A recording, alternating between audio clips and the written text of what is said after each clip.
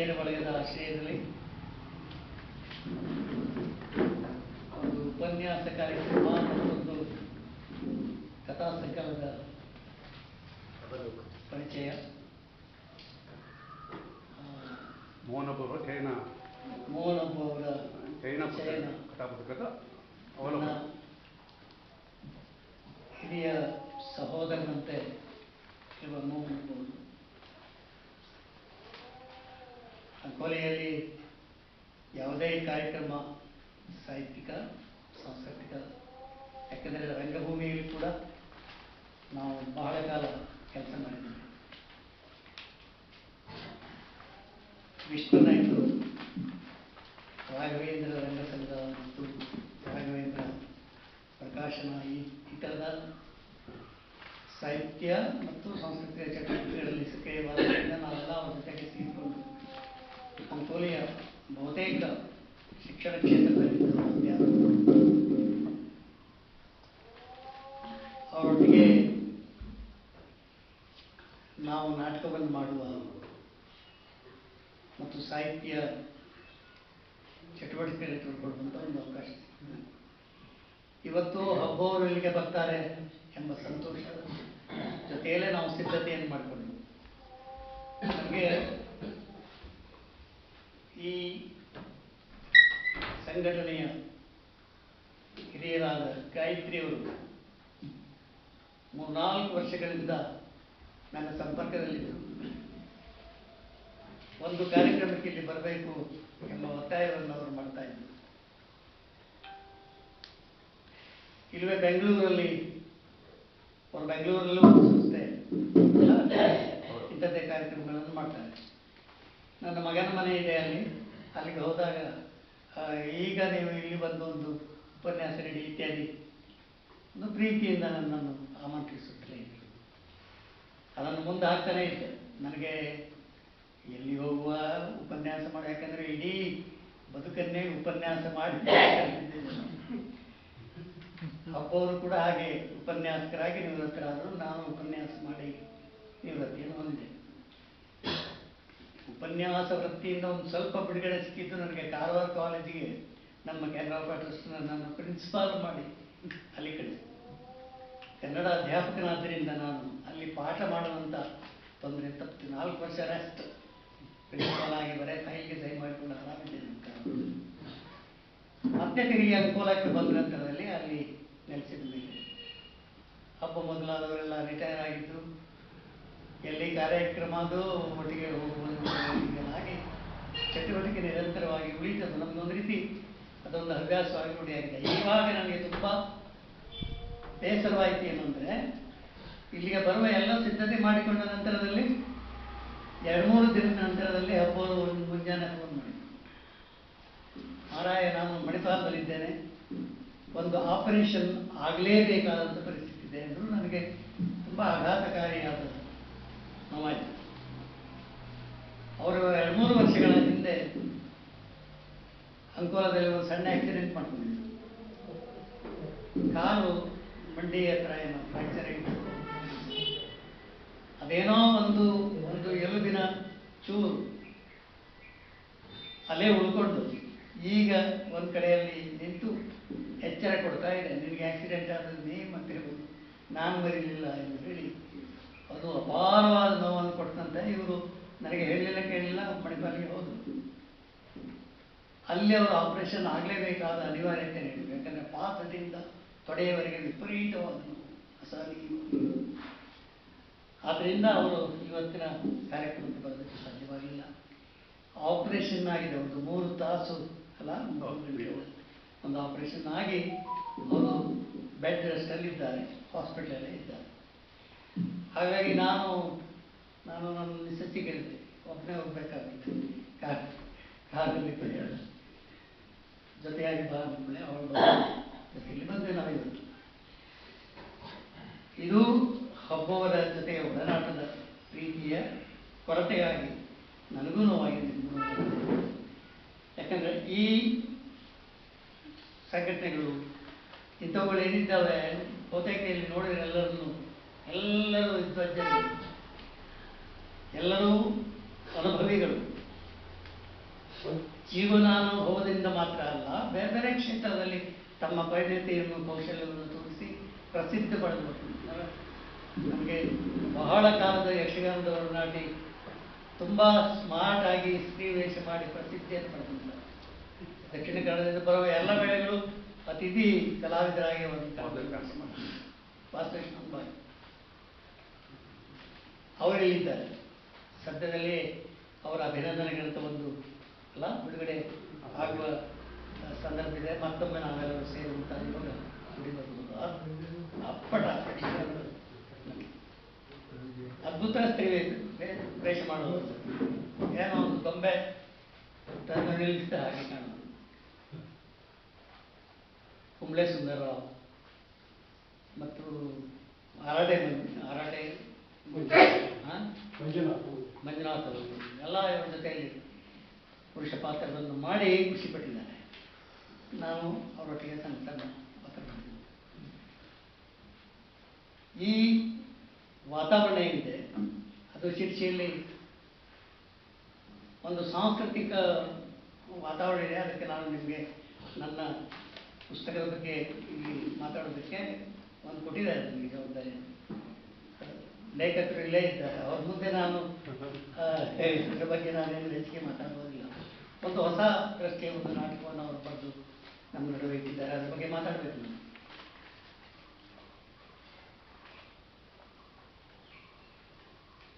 ಯಕ್ಷಗಾನದ ಕ್ಷೇತ್ರ ನನಗೆ ಒಂದು ಬೇರೆ ರೀತಿಯ ಸಾಮಾಜಿಕ ಗೌರವವನ್ನು ಅನೇಕ ಆತ್ಮೀಯರನ್ನು ದೊರಕಿಸಿಕೊಟ್ಟ ಕ್ಷೇತ್ರ. ಹಾಗಾಗಿ ವಾಸ್ತವ ಅಂತವ್ರು ಕಂಡಾಗ ನನಗೆ ತುಂಬ ಸಂತೋಷ ಆಗ್ತದೆ.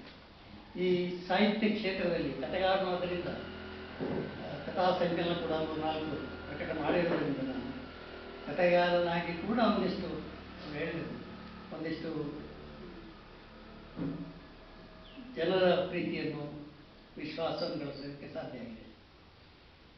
ಯಕ್ಷಗಾನ ನನಗೆ ತುಂಬ ಗೌರವವನ್ನು ತಂದುಕೊಟ್ಟಂತ ಅನೇಕ ಹಿರಿಯ ಕಲಾವಿದರುಗಳನ್ನು ಆತ್ಮೀಯವಾಗಿ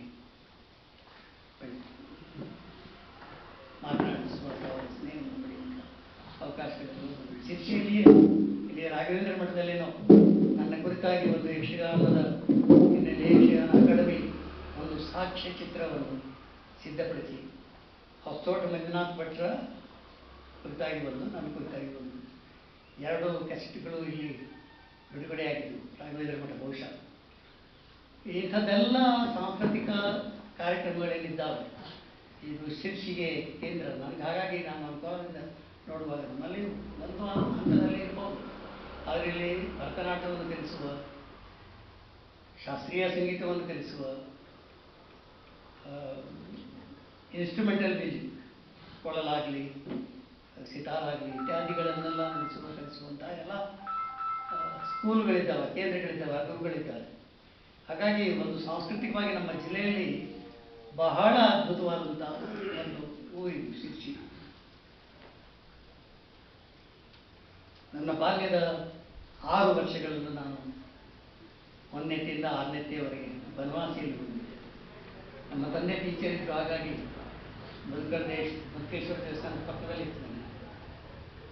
ಅಲ್ಲಿ ಓದಿದ್ದೆ. ಅಲ್ಲಿ ನನ್ನ ಬಾಲ್ಯದಲ್ಲಿ ತುಂಬ ಪ್ರಭಾವ ಬೀರಿದ ಸಾಂಸ್ಕೃತಿಕ ಕ್ಷೇತ್ರಗಳು, ಪರಿಸರಗಳು ಇದ್ದು ಭಾಳ ಸಂತೋಷ ಆಗ್ತಿತ್ತು. ದಸರಾ ಉತ್ಸವ ಇತ್ಯಾದಿಗಳೆಲ್ಲ ಬನವಾಸಿಯಲ್ಲಿ. ನಾಟಕ ಮಂಡಳಿ ಇಲ್ಲಿತ್ತು.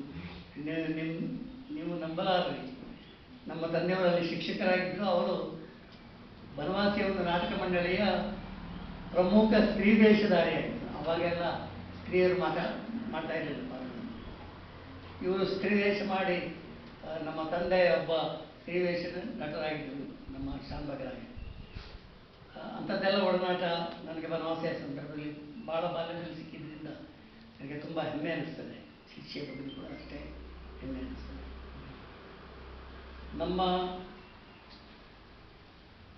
ನನ್ನ ಜವಾಬ್ದಾರಿ ಇರವಂತ ಎಂಬ ಒಂದು ಮಹಾಭಾರತದ ಒಬ್ಬ ವ್ಯಕ್ತಿ,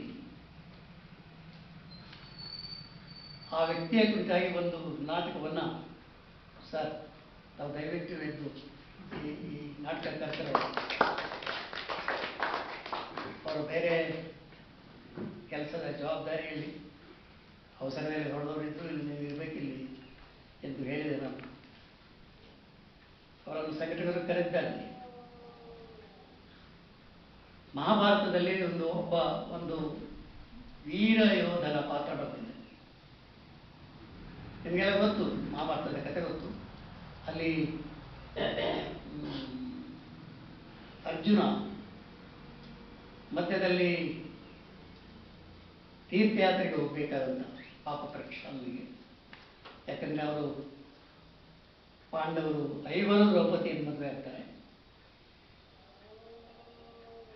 ಬಹಳ ತಾಯಿಯ ಅದು ನನಗೆ ಒಂದೊಂದ್ಸಲ ಏನಪ್ಪ ಇವು ಇಂಥದ್ದೆಲ್ಲ ತಾಯಿಯ ಮಾತಿಗೆ ಅಷ್ಟೊಂದು ಶ್ರದ್ಧೆ ಮಾಡಿ ಹಿಂಗೆಲ್ಲ ಮಾಡ್ತಾರಲ್ಲ ಅಂತ ಅನಿಸ್ತಿತ್ತು. ತಪ್ಪಿಡಿಬಿಡಿ ಅನಿಸ್ತಿತ್ತು ನನಗೆ. ನಾನು ಕಡೆಗೆ ಅದನ್ನೆಲ್ಲ ಗಂಭೀರವಾಗಿ ಸ್ಟಡಿ ಮಾಡಿದ ಮೇಲೆ ಬೆಳೆಸ್ಕೊಂಡಿದ್ದೆ. ಯಾಕಂದರೆ ಪಾಂಡವರ ಇವರು ದ್ರೌಪದಿ ಎಂಬ ಒಂದು ಹೆಣ್ಣಿನಿಂದ ಮದುವೆಯಾಗಿದ್ದಾರೆ. ಯಾಕೆ ಅವರು ಮದುವೆಯಾಗಿದ್ದಾರೆ ಅಂದರೆ ಅರ್ಜುನ ಮತ್ಸ್ಯೇಂದ್ರವನ್ನು ಭೇದಿಸಿ ದ್ರೌಪದಿಯನ್ನು ಕರ್ಕೊಂಡು ಬರ್ತಾನೆ. ಆದರೆ ಮತ್ಸ್ಯೇಂದ್ರವನ್ನು ಭೇದಿಸುವ ಆ ಸಂದರ್ಭದಲ್ಲಿ ಎಷ್ಟು ಮಂದಿ ಅಲ್ಲೇ ಇದ್ರು. ಯಾಕಂದರೆ ತನ್ನ ತಮ್ಮ ಪಾಂಡವರ ಇವರಲ್ಲಿ ಮಧ್ಯೆ ಪಾಂಡವ ಅರ್ಜುನ ಈ ವಿವಾಹ ಸಿದ್ಧತೆಯಲ್ಲಿ ಒಂದು ಮತ್ಸ್ಯೇಂದ್ರ ಭೇದಿಸ್ತಾನೆ ಅಂತ ಆಮೇಲೆ ಹೋಗಿದ್ದಾರೆ. ಬರುವಾಗ ದ್ರೌಪದಿಯನ್ನು ಕರ್ಕೊಂಡು ಬಂದರು ಅಂದರೆ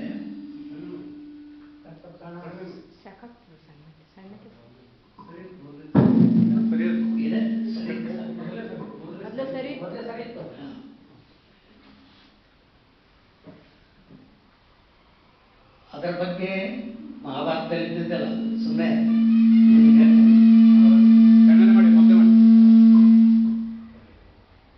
ತಾಯಿಯ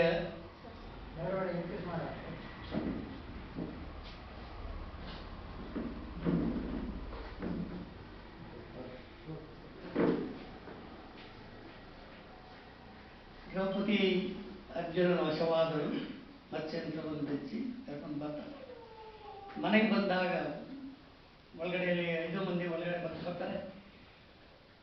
ತಾಯಿ ಕುಂತಿ ಒಳಗಿದ್ದಾಳೆ. ಅವ್ರಿಗೆ ಹೇಳ್ತಾರೆ, ಅಮ್ಮ ನಾವೊಂದು ಹೆಣ್ಣು ತಂದೇವೆ, ನಾವೊಂದು ಹೆಣ್ಣು ತಂದೇವೆ ಎಂದು ಹೇಳಿದ್ದು ಅಡುಗೆ ಕೆಲಸಲ್ಲ ಏನೋ ಮಗ್ನವಾಗಿದ್ದ ಕುಂತಿಗೆ ಹಣ್ಣು ತಂದೇವೆ ನನಗೆ ಕೇಳಿದಂತೆ.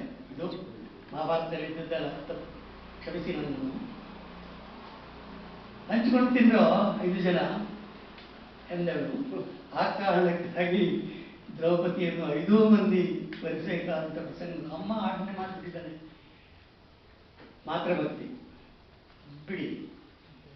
ಇದಾದ ನಂತರದಲ್ಲಿ ನಾರದರು 5 ಒಂದು ಹೆಣ್ಣನ್ನು ಮದುವೆಯಾಗಿ ಕೆಲವು ನಿಬಂಧನೆಗಳನ್ನು ಮಾಡ್ತಾರೆ. ವರ್ಷಕ್ಕೆ ಒಬ್ಬರ ಆಧೀನದಲ್ಲಿರುವುದು ಮತ್ತು ಯಾರ ಆಧೀನದಲ್ಲಿ ದ್ರೌಪದಿ ಇದ್ದಾಳೆ ಆ ಸಂದರ್ಭದಲ್ಲಿ ಅವರಿಬ್ಬರ ಏಕಾಂತಕ್ಕೆ ಭಂಗ ತರುವಂತಿಲ್ಲ. ಉಳಿದನಾದರೂ ಹಾಗೇನಾದರೂ ಆದರೆ ತಪ್ಪಾಗ್ತದೆ, ಮಹಾಪರಾಧ ಆಗ್ತದೆ. ಅದನ್ನೆಲ್ಲ ನಿಬಂಧನೆಗೆ ಒಪ್ಪಿಕೊಂಡು ವರ್ಷಕ್ಕೊಬ್ಬರ ಇರುವಾಗ ನಮ್ಮ ಅರ್ಜುನ ತಕ್ಷಕನೆಂಬ ಆಕ್ರಮಣದಿಂದ ಅವರನ್ನು ಪರಿಹಾರ ಮಾಡಲಿಕ್ಕೆ, ಬ್ರಾಹ್ಮಣರಿಗೆ ರಕ್ಷಣೆ ಮಾಡಲಿಕ್ಕೆ ಆಯುಧ ಬೇಕಾಯಿತು. ಆಯುಧವನ್ನು ತರಬೇಕು, ಬಿಲ್ಲು ಬಾಣವನ್ನು ತರಲಿಕ್ಕೆ. ಶಯನಗೃಹದಲ್ಲೇ ಇತ್ತದು. ಹಾಗಾಗಿ ಮಧ್ಯದಲ್ಲಿ ಪ್ರವೇಶ ಮಾಡಿದ. ಅವರ ಏಕಾಂತಕ್ಕೆ ಭಂಗವಾಗಿದೆ, ಅಪಚಾರ ಆಗಿದೆ. ಆದ್ದರಿಂದ ತೀರ್ಥಯಾತ್ರೆ ಮಾಡಬೇಕು. ಇದು ತೀರ್ಥಯಾತ್ರೆಗೆ ಹೋದ್ದು. ತೀರ್ಥಯಾತ್ರೆಗೆ ಹೋಗಿದ್ದಾನೆ ಅರ್ಜುನ ಎಂಬಲ್ಲಿಗೆ ಅಲ್ಲಿ ಮತ್ತೊಂದು ಅವಾಂತರ. ಅದು ಅವಾಂತರವೋ ಆಗಬೇಕಾದದ್ದು. ಒಂದು ನದಿಯಲ್ಲಿ ಇಳಿದು ಸ್ನಾನ ಮಾಡಿಕೊಂಡು ಶುಚಿರ್ಭೂತನಾಗುವ ಸಿದ್ಧತೆಯಲ್ಲಿರುವಾಗ ನದಿಗೆ ಇಳಿದಾಗಲೇ ಯಾರೋ ಅವರ ಕಾಲು ಹಿಡಿದು ಹೇಳ್ಕೊಂಡು ಬಂದಿದೆ. ಅವನು ಪಾತಾಳಕ್ಕೆ ಸೇರಿದ. ನಾಗಲೋಕ.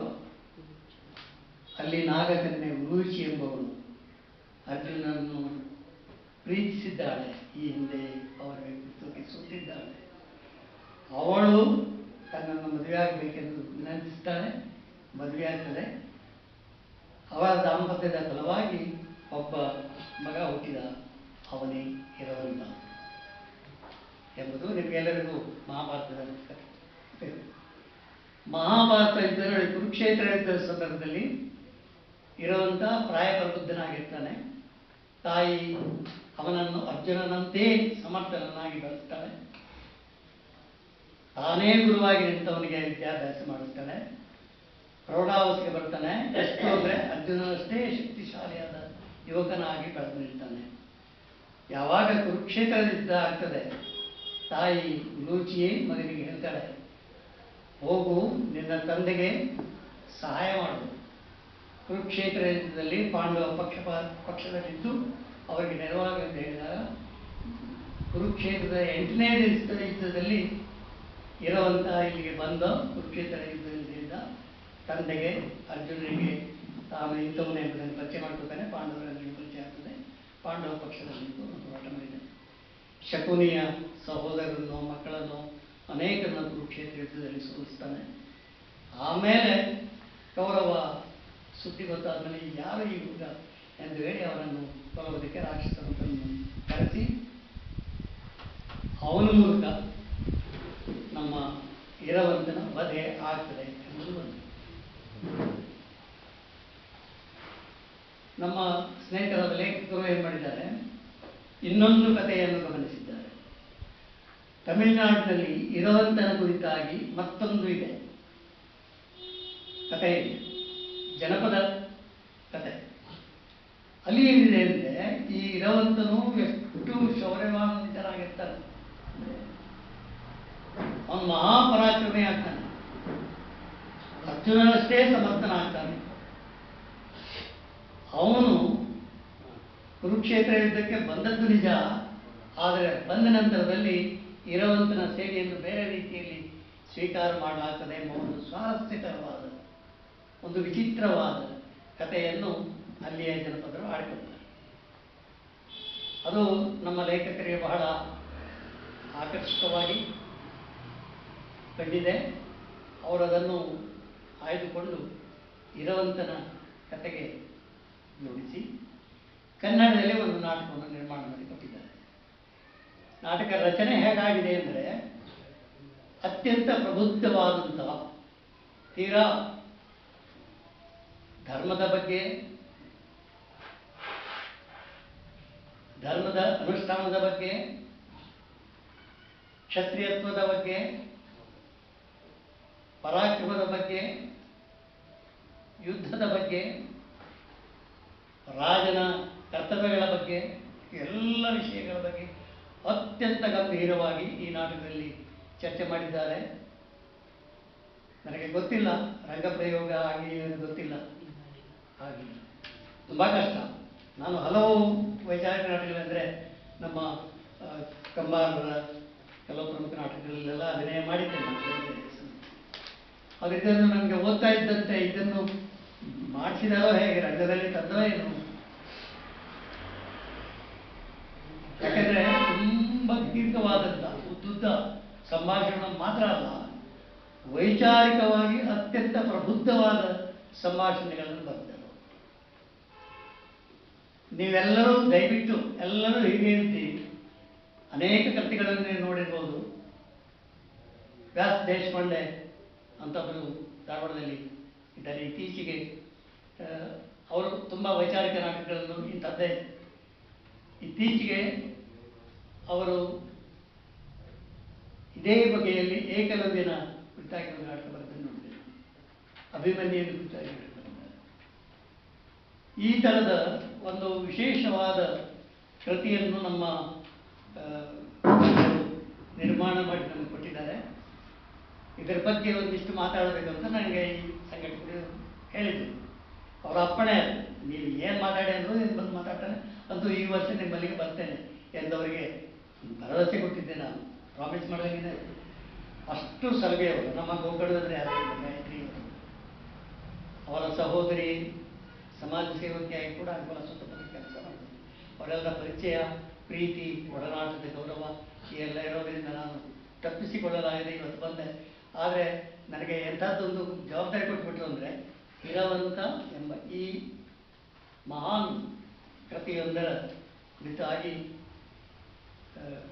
ಮಾತಾಡುವಂಥ ಸಂಕ್ಷಿಪ್ತವಾಗಿ ಇಲ್ಲಿ ನಡೆಯುವ ವಿದ್ಯಮಾನವನ್ನಷ್ಟೇ ನಾನು ಹೇಳಿದ್ದೇನೆ. ತಮಿಳುನಾಡಿನ ಜನಪದ ಕಥೆಯನ್ನು ಆಧಾರವಾಗಿಟ್ಟುಕೊಂಡು ಅವರು ಇದಕ್ಕೆ ಒಂದು ರೂಪರೇಷೆಯನ್ನು ಕೊಟ್ಟಿದ್ದಾರೆ. ಇರವಂತ ಪಾಂಡವರ ಮಧ್ಯದಲ್ಲಿ ಬರ್ತಾನೆ. ಇದಕ್ಕಿದ್ದಂತೆ ಕುರುಕ್ಷೇತ್ರದ 8ನೇ ದಿವಸ ಯುದ್ಧದ ಸಂದರ್ಭದಲ್ಲಿ ಇರವಂತ ಅಲ್ಲಿಗೆ ಬಂದಿರ್ತಾನೆ. ಒಬ್ಬ ಅವನನ್ನು ನೋಡಿದಾಗಲೇ ರಂಗ ಈ ರಣಭೂಮಿಯಲ್ಲಿ ಅವನ ಓಡುವ ವೇಗ, ಆಕ್ರಮಣ ಮಾಡುವ ರೀತಿ, ವೈರಿಗಳನ್ನು ಎದುರಿಸುವಂಥ ಗಟ್ಟಿತನ, ಇವನ್ನೆಲ್ಲ ನೋಡಿದಾಗ ಅವರೆಲ್ಲರೂ ಬಹಳ ಬೆರಗಾಗ್ಬಿಡ್ತಾರೆ. ಪಾಂಡವರಲ್ಲಿ ಕೌರವರಲ್ಲಿ ಒಂಥರದ ಅಚ್ಚರಿ, ಯಾರಿ ಹುಡುಗ. ಆದರೆ ಒಂದು ಆ್ಯಂಗಲಲ್ಲಿ ನೋಡುವಾಗ ಅರ್ಜುನನ್ನು ನೋಡ್ತಾನೆ. ಅರ್ಜುನನ ಪ್ರತಿ ರೂಪ ಎನ್ನುವ ಹಾಗೆ, ಸಾಮರ್ಥ್ಯದಲ್ಲಿ ಕೂಡ ಹಾಗೆ. ಹಾಗಾಗಿ ಎಲ್ಲರಿಗೂ ಒಂದು ಅನುಮಾನ ಆಗುವಾಗಲೇ ಇರುವಂಥ ಪಾಂಡವರ ವಿಶ್ರಾಂತಿ ಬಿಡದಿಗೆ ಹೋಗ್ತಾನೆ. ತನ್ನ ತಂದೆ ಅರ್ಜುನನ್ನು ಕಾಣ್ತಾನೆ, ಪರಿಚಯ ಮಾಡ್ಕೊಳ್ತಾನೆ. ನಿಮ್ಮ ಆಶೀರ್ವಾದ ಪಡೆಯೋದಕ್ಕಾಗಿ ನಾನು ಇಲ್ಲಿ ಬಂದೆ, ವಿಶ್ರಾಂತಿಯಲ್ಲಿ. ಅವನಿಗೆ ಆ ಬಿಡದಿಯೊಳಗೆ ಪ್ರವೇಶ ಕೊಡೋದಿಲ್ಲ. ಅರ್ಜುನ ವಿಶ್ರಾಂತಿ ಮಾಡ್ತಾ ಇದ್ದಾರೆ, ಮಹಾರಾಜ ವಿಶ್ರಾಂತಿ ಮಾಡೋದು ಡಿಸ್ಟರ್ಬ್ ಮಾಡಬಾರ್ದು. ಹಾಗಾಗಿ ಹೇಳಿದ್ರು ಕೂಡ ಹಠ ಮಾಡಿ ಅಲ್ಲಿ ಒಳಗಡೆ ಹೋಗ್ತಾನೆ. ಅರ್ಜುನನಿಗೆ ಕೂಡ ಬೆಕ್ಕಸ ಬೆರಗಾಗ್ತಾನೆ. ಮತ್ತು ನಾನು ಹೇಗೆ ನಿನ್ನ ಮಗ, ಉಲೂಚಿ ಹೇಗಿದ್ದಾಳೆ, ಅವಳು ಎಷ್ಟು ನಿನ್ನನ್ನು ಆರಾಧಿಸ್ತಾಳೆ ಇತ್ಯಾದಿ ಮಾತುಗಳನ್ನು ಹೇಳುವಾಗ ಅರ್ಜುನ ಕೂಡ ಯುದ್ಧದ ವಿಶ್ರಾಂತಿಯಲ್ಲಿ ನಾನು ಉಲೂಚಿಯನ್ನು ಈಗಲೂ ಕೂಡ ಬಯಸುತ್ತೇನೆ ಎಂಬ ಕಾತರಕ್ಕೆ ಇದ್ದಾಗ ನಾನು ಅವಳನ್ನು ನಿನಗೆ ಕರೆತಂದು ತೋರಿಸುವೆ, ಅದಕ್ಕೆ ಕಾಲ ಕುಡಿ ಬರಲಿ. ಆದರೆ ನಿಮ್ಮ ಕೌರವ ಪಾಂಡವ ಯುದ್ಧದಲ್ಲಿ ನಾನು ನಿಮಗೆ ನೆರವಾಗಬೇಕೆಂದು ಬಂದೆ. ತಾಯಿ ಅಪ್ಪಣೆ ನನಗೆ ಎಂದು ಬರ್ತೇನೆ. ಮಹಾಭಾರತದಿಂದ ಭಿನ್ನವಾಗಿ ತಮಿಳುನಾಡಿನಲ್ಲಿರುವ ಕತೆ ಮುಂದೇನು ಅಂದರೆ, ಅಲ್ಲಿ ಒಂದು ಆಚರಣೆ ಇದೆ. ಜನಪದರಲ್ಲಿ ಇರವಂತೆ ಎಂಬವನು ಏನು ಉಲೂಚಿಯಲ್ಲಿ ಹುಟ್ಟಿದ್ದಾನೆ, ಇವನು ಮಹಾಭಾರತ ಯುದ್ಧಕ್ಕೆ ಸಹಾಯಕ್ಕಾಗಿ ಬಂದವನಿಗೆ ಒಂದು ಕಂಡೀಷನ್ ವಿಧಿಸಲಾಗ್ತದೆ. ಎಂಥದ್ದು ಅಂದರೆ, ಸುಮಾರು 32 ಪೌರುಷದ ಲಕ್ಷಣಗಳನ್ನು ಹೊಂದಿದ ಮಹಾನ್ ವ್ಯಕ್ತಿಗಳಲ್ಲಿ ಈ ಇರುವಂತೆ ಕೂಡ ಒಬ್ಬ. ಕೃಷ್ಣನಲ್ಲಿ 32 ಲಕ್ಷಣಗಳು, ಮತ್ತೆ ಅರ್ಜುನನಲ್ಲಿ, ಬಿಟ್ಟರೆ ಇರುವಂತನಲ್ಲಿ ಈ ಒಂದು ವಿಶೇಷವಾದ ವ್ಯಕ್ತಿತ್ವವನ್ನು ಪಡೆದ ಅವನಿಂದ ಈಗ ಯುದ್ಧದ ವಿಜಯ ಆಗಬೇಕು, ಪಾಂಡವರಿಗೆ ಗೆಲುವಾಗುವಾಗ ದೈವ ಅನುಗ್ರಹವನ್ನು ಬೇಡ್ತಾನೆ. ಕಾಳಿಕಾ ಜಗನ್ಮಾತೆಯನ್ನು ಪ್ರಾರ್ಥನೆ ಮಾಡ್ತಾಳೆ. ಜಗನ್ಮಾತೆ ಹೇಳ್ತಾಳೆ, ನನಗೆ 32 ವಿಶೇಷ ಲಕ್ಷಣಗಳಿಂದ ಸಂಪನ್ನನಾದ ಒಬ್ಬ ಯುವಕನನ್ನು ಬಲಿ ಕೊಡಬೇಕು. ಯುದ್ಧ ಮಧ್ಯದಲ್ಲಿ ಅವನು ಕಡಿಯೋದು ಅಲ್ವಾ, ರಕ್ತ ಕೊಡಬೇಕು. ಈ ಯಾಚನೆಯನ್ನು ಕಾಳಿಕಾದೇವಿ ಸ್ವತಃ ಮಾಡಿದಾಗ ಇಡೀ ಆ ಯುದ್ಧದ ಶಿಬಿರದಲ್ಲಿ ಒಂಥರದ ಶಾಕ್ ಆಗ್ತದೆ. ಪಾಂಡವ ಪರವಾಗಿ ಎಲ್ಲರೂ ದುಃಖಿತರಾಗ್ತಾರೆ. ಬಹಳ ಮುಖ್ಯವಾಗಿ ಕ್ರಮೇಣ ಗೊತ್ತಾಗುವುದಂದರೆ, ಪಾಂಡವರಿಗೆಲ್ಲರೂ ಈ ಹುಡುಗ ಪರಿಚಯ ಆಗ್ತಾರೆ. ಇವರಲ್ಲಿ ಆ 32 ಗುಣಗಳಿವೆ. ಅರ್ಜುನನ್ನು ಕೃಷ್ಣನನ್ನು ಬಲಿ ಕೊಡೋದಕ್ಕೆ ಸಾಧ್ಯ ಇಲ್ಲ. ಕೊಟ್ಟರೆ ಇವನನ್ನೇ ಕಾಳಿಕಾದೇವಿಗೆ ಬಲಿ ಕೊಟ್ಟು 9ನೇ ಯುದ್ಧವನ್ನು ಕಂಟಿನ್ಯೂ ಮಾಡಬೇಕು. ಖಂಡಿತವಾಗಿ ಪಾಂಡವರು ಗೆಲ್ತಾರೆ. ಇದು ಇಡೀ ಶಿಬಿರದಲ್ಲಿ ಹಾಹಾಕಾರವನ್ನುಂಟು ಮಾಡ್ತದೆ. ಆದರೆ ಆಶ್ಚರ್ಯವೆಂಬಂತೆ ಪಾಂಡವರ ಹಿತೈಷಿಯಾಗಿಯೇ ನಾನು ಈ ನೆಲಕ್ಕೆ ಬಂದಿರುವುದಿಲ್ಲ, ನಾನು ನನ್ನ ಆತ್ಮಾಹುತಿಗೆ ಸಿದ್ಧನಾಗಿದ್ದೇನೆ ಎಂದು ತಂದೆ ಮತ್ತಿತರ ದೊಡ್ಡಪ್ಪಂದಿರು ಚಿಕ್ಕಪ್ಪಂದಿರು ಎಲ್ಲರನ್ನೂ ಇರುವಂತ ಒಪ್ಪಿಸ್ತಾನೆ. ಹಾಗಾಗಿ ಒಂದು ಅದ್ಭುತ ವ್ಯಕ್ತಿಯಾಗಿ ಅಲ್ಲಿ ಇರುವಂತನ ಚಿತ್ರಣ ಇದೆ. ಮತ್ತು ಎಲ್ಲ ಪಾತ್ರಗಳ ಚಿತ್ರಣಗಳು ಅಷ್ಟೇ ಮಹಾಭಾರತವನ್ನು ಅವಲಂಬಿಸಿ ಕೂಡ ಈ ಬದಲಾವಣೆಗಳೊಂದಿಗೆ ತುಂಬ ಉತ್ಕೃಷ್ಟವಾದಂಥ ಒಂದು ನಾಟಕವನ್ನು ಅವರು ನಿರ್ಮಾಣ ಮಾಡಿಕೊಟ್ಟಿದ್ದಾರೆ. ಸಾಯುವ ಮುನ್ನ ಆತ್ಮಾಹುತಿ ಆಗುವಾಗ ಇರುವಂಥ ತಂದೆಯಲ್ಲಿ ಒಂದು ಬೇಡಿಕೆ ಇರುತ್ತಾನೆ, ನಾನು ಆತ್ಮಾಹುತಿ ಮಾಡಿಕೊಳ್ತೇನೆ, ಜಗನ್ಮಾತೆಗೆ ಕಾಳಿಕಾದೇವಿಗೆ ನನ್ನನ್ನು ಅರ್ಪಿಸಿ ಬಲಿ ಕೊಡಿ. ಆದರೆ ನಾನೊಬ್ಬ ಗೃಹಸ್ಥರಾಗಿ ಗೃಹಸ್ಥ ಧರ್ಮವನ್ನು ಸ್ವೀಕರಿಸಿದ ಮೇಲೆ, ನೋಡಿ, ಗೃಹಸ್ಥನಾಗಿ ನಾನು ಆತ್ಮಾಹುತಿ ಮಾಡಿಕೊಳ್ಬೇಕು. ಇದು ಹೇಗೆ ಸಾಧ್ಯ? ಅರ್ಜುನ ಅಂತೂ ಇದು ಒಪ್ಪದೇ ಇಲ್ಲ. ಇದು ಏನಿದು? ನನ್ನ ಮಗ ಇತ್ತೀಚೆಗಷ್ಟೇ ನನ್ನ ಕಣ್ಣೆದುರಿಗೆ ಬಂದಂತೆ ನನ್ನ ಮಗ ಇವತ್ತು ಬಲಿಯಾಗುತ್ತಾನೆ ಅಂದರೆ ಅದನ್ನೂ ಸಹಿಸುವುದಿಲ್ಲ. ಇನ್ನೊಂದು ಇವನಿಗೆ ಮದುವೆ ಮಾಡಬೇಕು, ಮದುವೆ ಮಾಡಬೇಕು, ನಾಳೆ ಕಾಳಿಕಾದೇವಿಗೆ ಅವನನ್ನು ಬಲಿ ಕೊಡಬೇಕು. ಮದುವೆಯಾದ ಅವಳು, ಆ ಹೆಣ್ಮಗಳು, ಮರುದಿನವೇ ವೈಧವ್ಯದ ದೀಕ್ಷೆಗೆ ತೊಡಗಬೇಕು. ಏನೇ ಅವಾಂತರ? ಯಾಕಾಗಬೇಕು? ಯಾರು ಸಿದ್ಧರಾಗ್ತಾರೆ? ಆ ವೈಧವ್ಯದಕ್ಕೆ, ವೈಧವ್ಯದ ವಿವಾಹಕ್ಕೆ ಒಪ್ಪಿಕೊಳ್ಳುವ ಹೆಣ್ಮಗಳಾದರೂ ಯಾರು? ಯಾರು ತನ್ನ ಮಗಳನ್ನು ಕೊಡ್ತಾರೆ? ಇವೆಲ್ಲ ಗೊಂದಲಗಳು ಶಿಬಿರದಲ್ಲಿ ನಡೀತದೆ. ಪರಿಹಾರ ಏನು? ಆದರೆ ಕೃಷ್ಣನಿಗೆ, ನಿಮಗೆ ಗೊತ್ತಿದೆ, ಕಾರಣ ಕೂಡ ನಿಮ್ಮೆಲ್ಲರಿಗೂ ಗೊತ್ತಿದೆ. ಕೃಷ್ಣನಿಗೆ ಅಭಿಮನ್ಯು ಚಕ್ರವ್ಯೂಹದಲ್ಲಿ ಸಿಕ್ಕದೆಯೂ ಬದುಕಿಸುವುದು ಕೃಷ್ಣನಿಗೆ ಸಾಧ್ಯ, ಅಥವಾ ಅದಕ್ಕೊಂದು ಪರ್ಯಾಯ ಮಾಡಬಹುದಿತ್ತು. ಬರ್ಬರೀಕನನ್ನು ಬದುಕಿಸುವ ಸಾಧ್ಯತೆ ಇತ್ತು. ಇವನನ್ನು ಬಲಿ ಕೊಡುವ ಹಂತಕ್ಕೆ ತಂದು ನಿಲ್ಲಿಸಿ ಸುಮ್ಮನೆ ಇರ್ತಾನೆ ಕೃಷ್ಣ. ಆದರೆ ಈಗ ಈ ಹುಡುಗ ನನಗೊಂದು ಮದುವೆ ಆಗಬೇಕು, ಗೃಹಸ್ಥ ಧರ್ಮ ಸ್ವೀಕರಿಸಿದ ಮೇಲೆ ಸಾಯ್ತೇನೆ ಎಂದು ಅವನಾಗಿ ತಂದೆಯಲ್ಲಿ ಬೇಡಿಕೊಂಡಾಗ ಕೃಷ್ಣ ಹೇಳ್ತಾನೆ, ನೋಡಿ, ಸಮಾಧಾನ ಮಾಡೋದು ನೋಡಿ. ಅದಕ್ಕೆ ಉದ್ದೇಶ ನಿಮ್ಗೆ ಗೊತ್ತಿಲ್ಲ, ಎಲ್ಲರಿಗೂ ಗೊತ್ತಿಲ್ಲ. ಅವನು ಹೇಳ್ತಾನೆ, ಅರ್ಜುನನಿಗೆ ಹೇಳ್ತಾನೆ, ಚಿಂತೆ ಮಾಡಬೇಡ, ಭಸ್ಮಾಸುರನ ಸಂಹಾರದ ಸಂದರ್ಭದಲ್ಲಿ ನಾನೊಂದು ಸ್ತ್ರೀವೇಷ ಮಾಡಿದ್ದೆ, ಮೋಹಿನಿ. ಈಗ ಅಗತ್ಯವಾದರೆ ನಾನೇ ಮೋಹಿನಿಯಾಗಿ ನಿನ್ನ ಮಗನನ್ನು ಮದುವೆಯಾಗುವೆ. ನೋಡಿ, ಇದು ಎಂತ ಭಾರಿ ಭಾರಿ ಕುತೂಹಲದ. ನನಗೆ ಇನ್ನೂ ಬಗೆಹರಿಯದ ಸಮಸ್ಯೆ. ಲೇಖಕರು ಇವತ್ತು ಸಿಕ್ಕರು, ಬಟ್ ಅವರು ನನಗೆ ಈ ಪ್ರಶ್ನೆಗೆ ಉತ್ತರ ಪಡೆಯುವಷ್ಟೆಲ್ಲ ನನಗೆ ಅವಕಾಶ ಇಲ್ಲ. ಆದರೆ ಮುಂದಿನ ದಿನಗಳಲ್ಲಿ ಚರ್ಚೆ ಆಗಬೇಕು. ನಾನು ಇದನ್ನು ಯಾಕೆ ನಿಮ್ಮನ್ನು ನೆನೆಸ್ಕೊಳ್ತೇನೆ ಅಂದರೆ, ಈ ಎಲ್ಲ ಸವಾಲುಗಳಿಗೆ ವಿದ್ವಜ್ಜನಗಳು ಉತ್ತರವನ್ನು ಕಂಡುಕೊಳ್ಳೋದಕ್ಕೆ ಪ್ರಯತ್ನ ಮಾಡಿ ಒಂದು ಉತ್ಕೃಷ್ಟವಾದ ನಾಟಕವಾಗಿ. ರಂಗಭೂಮಿಯ ಪ್ರಯೋಗ ಆಗಲಿಲ್ಲ ಇನ್ನು ಅಂತಾರೆ, ಆಗುವುದು ಕೂಡ ತುಂಬ ಕಷ್ಟವೇ. ಯಾಕಂದರೆ ಈ ಸನ್ನಿವೇಶದ, ಈ ಪಾತ್ರಗಳ ಮತ್ತು ಅರ್ಧಪುಟದಷ್ಟು ಉದ್ದವಾದ ವಿದ್ವದ್ಭರಿತವಾದಂಥ ಪ್ರಕಾಂಡ ಪಾಂಡಿತ್ಯ ಸಂಭಾಷಣೆಗಳು ನಿಂತವಲ್ಲ, ಈ ದೀರ್ಘ ಸಂಭಾಷಣೆಗಳನ್ನು ನೀವು ನಾಟಕದಲ್ಲಿ ಕಂಠಪಾಠ ಮಾಡೋದು ತುಂಬ ಕಷ್ಟ. ಅಭಿನಯದ ಎಚ್ಚರವನ್ನು ಇಟ್ಕೊಂಡೇ ಕಂಠಪಾಠ ಮಾಡೋದು ನಟರು. ಅದು ನೋಡ್ಬೇಕು ಅವರು ಹೇಗೆ ಅಂಥದ್ದೊಂದು ತಂಡವನ್ನು ತಯಾರು ಮಾಡ್ತಾರೆ, ಅವರಿಗೆ ಬಿಟ್ಟದ್ದು. ಅಥವಾ ಬೇರೆ ಬೇರೆ ರಂಗತಂಡಗಳಿದ್ದಾವೆ ಇಂಥ ಸವಾಲುಗಳನ್ನು ಎದುರಿಸುವ. ಹಾಗೆ ರಂಗತಂಡಗಳಿಗೆ, ವೈಚಾರಿಕ ರಂಗತಂಡಗಳಿಗೆ ಸವಾಲನ್ನು ಒಡ್ಡುವಂಥ ಒಂದು ಪ್ರಯೋಗವನ್ನು ನಮ್ಮ ಲೇಖಕರು ಮಾಡಿದ್ದಾರೆ. ಒಂದು ಉತ್ಕೃಷ್ಟ ವೈಚಾರಿಕ ನಾಟಕ ಕೃತಿಯಾಗಿ ಇದು ಪ್ರಕಟಗೊಂಡು ಜನರ ಕೈಯಲ್ಲಿ ಬರ್ತದೆ. ಆದರೆ ರಂಗಭೂಮಿಗೆ ನಾಟಕ ಪ್ರಯೋಜನ ಆಗಬೇಕಲ್ಲ, ಅದು ಹೇಗೆ ಸಾಧ್ಯ ಆಗ್ತದೆ ಎಂಬುದನ್ನು ಮತ್ತು ನಿರ್ದೇಶಕರು ದೊಡ್ಡ ಸವಾಲಿನ ರೀತಿಯಲ್ಲಿ ಅದನ್ನು ಸ್ವೀಕರಿಸಬೇಕು. ಹೀಗೆ ಮೋಹಿನಿಯಾಗಿ ನಾನು ಅವರಿಗೆ ಹೆಂಡತಿಯಾಗುವೆ ನೋಡಿ, ಅದಕ್ಕೆ ವ್ಯವಸ್ಥೆ ಮಾಡಲಾಗ್ತದೆ, ಪಾಠ ವ್ಯವಸ್ಥೆ ಮಾಡಲಾಗ್ತದೆ. ಈ ವ್ಯವಸ್ಥೆ ಮಾಡಿದಾಗ ಉಲೂಚಿಯನ್ನು ಕರೆಸಲಾಗ್ತದೆ. ಮಗನ ಮದುವೆಗೆ ಅಂತ ಬರ್ಬೇಕಲ್ಲ, ಬರ್ತಾಳೆ ಪಾಪ, ಮಗ ಕರ್ಕೊಂಡು ಬರ್ತಾನೆ. ಆ ಉಲೂಚಿ ಬೆಳಕಲ್ಲಿ ಇಲ್ಲಿ ಒಂದು ಅವಳ ಒಂದು ಬಹಳ ಮುಖ್ಯವಾದ, ಎಷ್ಟು ಪ್ರಬುದ್ಧವಾದ ಒಂದು ಸಂಭಾಷಣೆ ಇದೆ, ಅದನ್ನು ನನಗೆ ಓದಬೇಕಾಗಿತ್ತು. ಮದುವೆ ಮಂಟಪದಲ್ಲಿ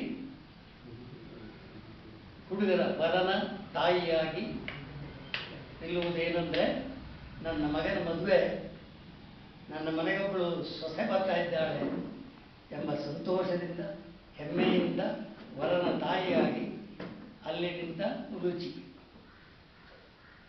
ಪಕ್ಕದಲ್ಲಿ ಅವನಿಗೆ ಗೊತ್ತಿದೆ ಇದು ಸುಮ್ಮನೆ ತಾತ್ಕಾಲಿಕವಾದ ಮದುವೆ ಇದ್ದಂತೆ, ಆದರೆ ಅವನ ಅಭೀಷ್ಟೆಯಂತೆ ನಾವಿನ್ನು ಮಾಡ್ತೇವೆ ಎಂದು ಹೇಳಿ ವರನ ತಂದೆ ಅರ್ಜುನ ನಿಂತಿದ್ದಾನೆ.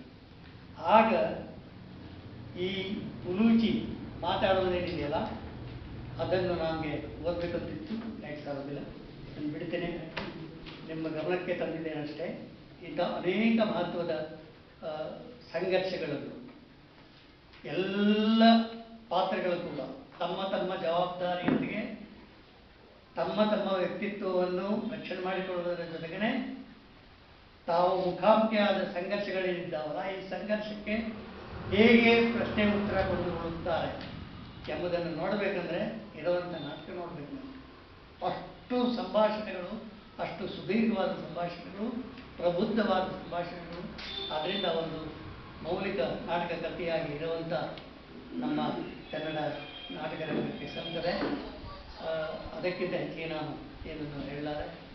ಇಂಥದ್ದೊಂದು ಸಮಾವೇಶದಲ್ಲಿ ನಮ್ಮ ಗಾಯತ್ರಿಯವರ ಅಪೇಕ್ಷೆಯ ಮೇರೆಗೆ ನಾನು ಅವರ ಹಲವು ದಿನಗಳ ಸ್ನೇಹದ ಒತ್ತಾಯಕ್ಕೆ ಮಣಿದನಾಗಿ ನಿಮ್ಮ ನಡುವೆ ಬಂದೆ. ನಾಟಕಕ್ಕೆ ನ್ಯಾಯ ಕೊಡುವಂಥ ಮಾತುಗಳನ್ನು ಆಡಿದ್ದೇನೆ ಅಂತಲ್ಲ, ಅದರ ಸ್ಥೂಲ ಸ್ವರೂಪವನ್ನು ಮಾತ್ರ ನಿಮ್ಮ ಕಣ್ಣಿನಲ್ಲಿ. ನಿಮ್ಮ ಕುತೂಹಲಕ್ಕೆ ದಯವಿಟ್ಟು ಈ ನಾಟಕವನ್ನು ಕೈಗೆ ಬಂದ ತಕ್ಷಣದಲ್ಲಿ ನೀವು ಓದಿ. ಪ್ರಕಟವಾಗಿ ಮುದ್ರಣ ಆಯಿತಾ? ಆಗಿದೆ. ಹೌದು, ಅದನ್ನು ದಯವಿಟ್ಟು ನೀವು ಓದಬೇಕು. ಮತ್ತು ರಂಗತಂಡಗಳಿಗೆ ಏನೂ ಕೊರತೆ ಇಲ್ಲ. ಶ್ಯಾಮ್ ಭಗವಂತವರು ಇಲ್ಲಿದ್ದಾರೆ, ಅವರು ಈ ನಾಟಕ ಮಾಡೋದು ಬಿಟ್ಟಿರಬಹುದು, ಆದರೆ ತಂಡಗಳಿಗೆ ಪ್ರೋತ್ಸಾಹ ನೀಡುವುದು ಇವೆಲ್ಲಗಳು ಎಲ್ಲ ಇಲ್ಲಿ ನಡೀತದೆ.